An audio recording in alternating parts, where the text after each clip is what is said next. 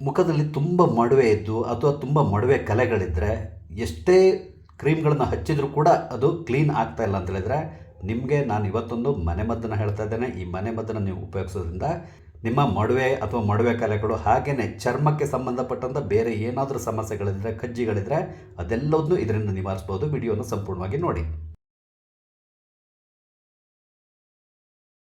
ನಮಸ್ಕಾರ ಎಲ್ರಿಗೂ, ಅಮ್ಮೀಸ್ ಲೈಫ್ ಸ್ಟೈಲ್ಗೆ ಸ್ವಾಗತ.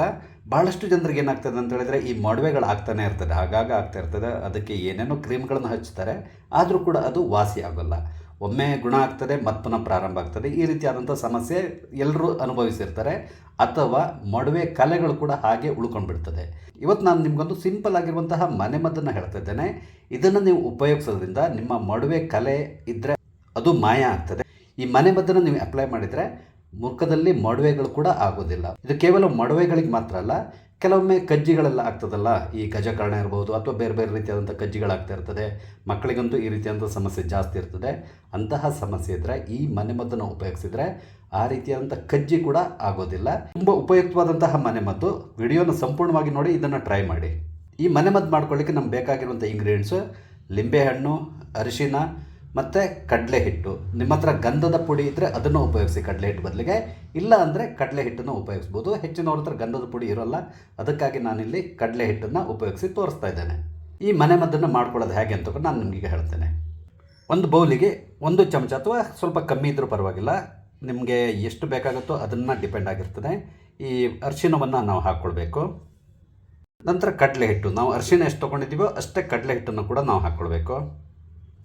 ನಂತರ ಇದಕ್ಕೆ ನಾವು ಸ್ವಲ್ಪ ಲಿಂಬೆ ರಸವನ್ನು ಹಾಕ್ಕೋಬೇಕು. ನಾವು ಪೇಸ್ಟ್ ಥರ ಇಟ್ಟು ಮಾಡ್ಕೋಬೇಕು. ಅದಕ್ಕೆ ಎಷ್ಟು ಬೇಕಾಗುತ್ತೋ ಅಷ್ಟು ಲಿಂಬೆ ರಸವನ್ನು ಹಾಕ್ಕೊಂಡು ನಂತರ ನಾವು ಇದನ್ನು ಮಿಕ್ಸ್ ಮಾಡ್ಕೊತ ಹೋಗಬೇಕು. ಲಿಂಬೆ ರಸ ಕಮ್ಮಿ ಆದರೆ ಮತ್ತು ಸ್ವಲ್ಪ ನಾವು ಆ್ಯಡ್ ಮಾಡ್ಕೊಳ್ಬೋದು. ಇಲ್ಲಿ ಲಿಂಬೆ ರಸ ಸ್ವಲ್ಪ ಕಮ್ಮಿ ಆಗ್ತಾಯಿದೆ, ಮತ್ತು ಪುನಃ ನಾನು ಆ್ಯಡ್ ಮಾಡ್ಕೋತಾ ಇದ್ದೇನೆ. ಯಾಕಂದರೆ ಕರೆಕ್ಟ್ ಪೇಸ್ಟ್ ಥರ ಬರಬೇಕದು. ಅದಕ್ಕಾಗಿ ನಾನು ಇನ್ನೊಂದು ಸ್ವಲ್ಪ ಲಿಂಬೆಹಣ್ಣಿನ ರಸವನ್ನು ಹಾಕ್ಕೊಂಡು ಇದನ್ನ ಪೇಸ್ಟ್ ಥರ ಮಾಡ್ಕೊಂಡು ನಿಮ್ಗೆ ತೋರಿಸ್ತೇನೆ. ಈಗ ನೋಡಿ, ನಾನು ಮಿಕ್ಸ್ ಮಾಡ್ಕೊಂಡು ರೆಡಿ ಮಾಡ್ಕೊಂಡಿದ್ದೇನೆ. ಇದನ್ನು ನೀವು ಏನು ಮಾಡಬೇಕು ಅಂತ ಹೇಳಿದರೆ ನಿಮ್ಮ ಮುಖಕ್ಕೆ, ಅಂದರೆ ಮೊಡವೆ ಎಲ್ಲಿರ್ತದೆ ಅಥವಾ ಮೊಡವೆ ಕಲೆ ಎಲ್ಲಿರ್ತದೆ ಅಲ್ಲಿಗೆ ಹಚ್ಕೊಳ್ಬೇಕು. ಅಥವಾ ನಾನು ಆವಾಗಲೇ ಹೇಳಿದ್ನಲ್ಲ, ಕಜ್ಜಿ ಈ ಥರ ಏನಾದರೂ ಸಮಸ್ಯೆ ಇದ್ದರೆ ಅಲ್ಲಿಗೆ ಇದನ್ನು ಲೇಪನ ಮಾಡಿಕೊಂಡು ಅಟ್ಲೀಸ್ಟ್ ಒಂದು 2 ಗಂಟೆ ಹೊತ್ತು ಬಿಡಬೇಕು. ಇಲ್ಲ ಅಂದರೆ ನೀವು ಜಾಸ್ತಿ ಹೊತ್ತು ಬಿಟ್ಟು ಹೊಡ್ಡಿಲ್ಲ, ರಾತ್ರಿ ಹಚ್ಚಿ ನೀವು ಬೆಳಿಗ್ಗೆ ಕ್ಲೀನ್ ಮಾಡಿದರೂ ಪರವಾಗಿಲ್ಲ. ಇಲ್ಲ ಅಂದರೆ ಅಟ್ಲೀಸ್ಟ್ 2 ಗಂಟೆ ಹೊತ್ತು ಬಿಟ್ಟು ನಂತರ ಇದನ್ನು ಒಮ್ಮೆ ಕ್ಲೀನಾಗಿ ತೊಳೆದು ತೆಗೆದುಬಿಡಿ ಸಾಕು. ಈ ರೀತಿ ನೀವು ಪ್ರತಿದಿನ ಮಾಡೋದ್ರಿಂದ ನಿಮ್ಮ ಮುಖದಲ್ಲಿರುವಂಥ ಮೊಡವೆ ಇರ್ಬೋದು ಅಥವಾ ಮೊಡವೆ ಕಲೆ ಇರ್ಬೋದು, ಅದು ಸಂಪೂರ್ಣವಾಗಿ ಗುಣ ಆಗ್ತದೆ. ಅದ್ರ ಜೊತೆಯಲ್ಲಿ ಈ ಚರ್ಮದ ಕಾಯಿಲೆಗಳು ಏನಾದರೂ ಇದ್ದರೆ ಅಂತಹ ಸಮಸ್ಯೆಗಳು ಕೂಡ ಇದರಿಂದ ನಿವಾರಣೆ ಆಗ್ತದೆ. ಇದನ್ನು ನೀವು ಮಕ್ಕಳಿಗೆ ಕೂಡ ಉಪಯೋಗಿಸ್ಬೋದು, ಹಾಗೆಯೇ ದೊಡ್ಡವರು ಕೂಡ ಇದನ್ನು ಉಪಯೋಗಿಸ್ಬೋದು. ಯಾವುದೇ ರೀತಿಯಾದಂಥ ಅಡ್ಡ ಪರಿಣಾಮ ಇಲ್ಲ. ನಿಮ್ಗೆ ಎಷ್ಟು ಬೇಕೋ ಅಷ್ಟು ಮಾಡ್ಕೊಳ್ಳಿ. ಯಾಕಂದರೆ ಮಾಡೋದು ತುಂಬ ಸುಲಭ. ಇಲ್ಲದಿದ್ದರೆ ಸುಮ್ಮನೆ ವೇಸ್ಟ್ ಆಗ್ತದೆ. ಯಾಕಂದರೆ ಫ್ರಿಜ್ಜಲ್ಲಿ ಇಟ್ಟು ಅದನ್ನ ಉಪಯೋಗಿಸೋದು ಅಷ್ಟೊಂದು ಒಳ್ಳೆಯದಲ್ಲ. ಅದಕ್ಕೆ ಬದಲಾಗಿ ಫ್ರೆಶ್ ಆಗಿ ಮಾಡಿಕೊಂಡು ಇದನ್ನು ಉಪಯೋಗಿಸಿ. ನಿಮ್ಮ ಬಳಿ ಏನಾದರೂ ಗಂಧದ ಪುಡಿ ಇದ್ದರೆ ಗಂಧದ ಪುಡಿನ ಉಪಯೋಗಿಸಿ. ಇಲ್ಲ ಅಂತೇಳಿದರೆ ಕಡಲೆ ಹಿಟ್ಟನ್ನು ಉಪಯೋಗಿಸಿ. ನೋಡಿದ್ರಲ್ಲ, ಮೊಡವೆ ಸಮಸ್ಯೆ ಅಥವಾ ಮೊಡವೆ ಕಲೆಗಳು ಹಾಗೆಯೇ ಚರ್ಮದ ಕಾಯಿಲೆಗಳಿಗೆ ಒಂದು ಅದ್ಭುತವಾದಂಥ ಸಿಂಪಲ್ ಆಗಿರುವಂಥ ಮನೆಮದ್ದನ್ನು ಹೇಳಿದ್ದೇನೆ.